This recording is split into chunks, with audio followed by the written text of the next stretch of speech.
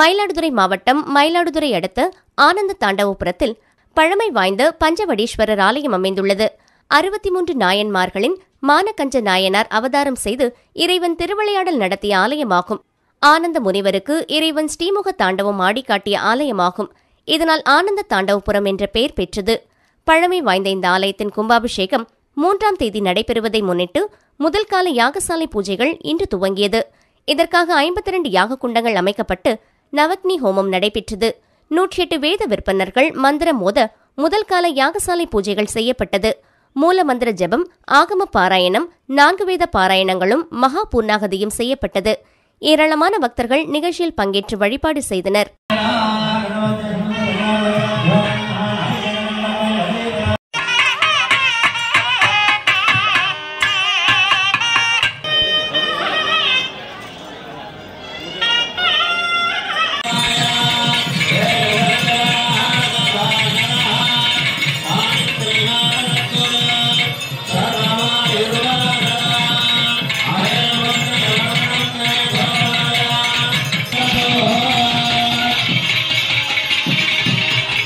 Gracias.